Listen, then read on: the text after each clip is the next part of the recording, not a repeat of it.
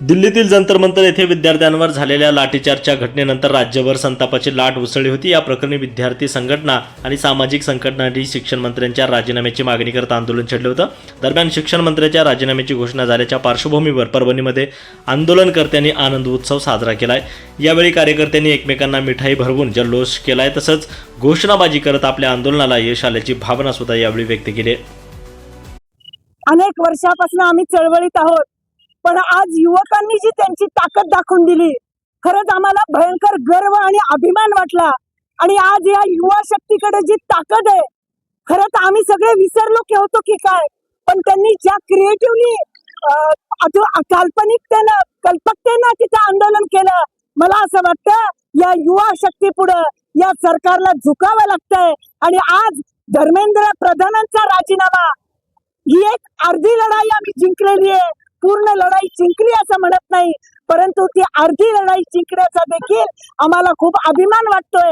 आणि ही लढाईमध्ये ज्या विद्यार्थ्यांनी, ज्या युवकांनी योगदान दिलं, मला असं वाटतं की आम्हालाच आमच्या युवकांची ताकद कदाचित कळली नाही, पण या आंदोलनात लक्षात येतं की आम्हाला ओव्हरटेक करणारे युवक आहेत आणि या युवकांच्या पाठीशी आम्ही या पुढेही राहू।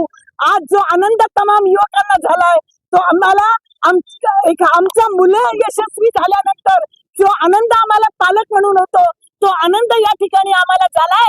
अर्थात पुढची लढाई, त्याची दिशा देण्याचं काम एक चळवळीतले जुने कार्यकर्ते म्हणून आम्मी करतच राहू, एवढंच सांगते। इनकलाब जिंदाबाद। करके शहीद हो गए। 2 दिन पहले वहाँ की एक हमारी बच्ची जिसको पुलिस के डंडों से पीटा गया, वो शहीद हो गई। उनकी जान हमें कौन वापस लेकर देगा? हमें धर्मेंद्र प्रधान का राजीनामा नहीं चाहिए, हमें मोदी सरकार बर्खास्त चाहिए। जब तक मोदी सरकार बर्खास्त नहीं होंगी, भारत में अमन सुख चैन से कोई जीने वाला नहीं है। विद्यार्थियों का, छात्रों का भविष्य अंधार में है, अंधकार में आने वाला है। जब तक मोदी सरकार बर्खास्त नहीं होती, नवी सरकार स्थापन नहीं होती, तब तक इन छात्रों का आंदोलन जारी रहेगा।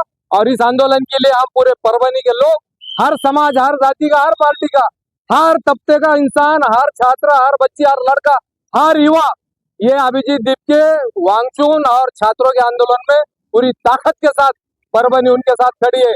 जब तक नरेंद्र मोदी का राजीनामा नहीं होगा, जब तक मोदी सरकार बर्खास्त नहीं होंगी, ये लड़ाई जारी रहेगी। जय भीम।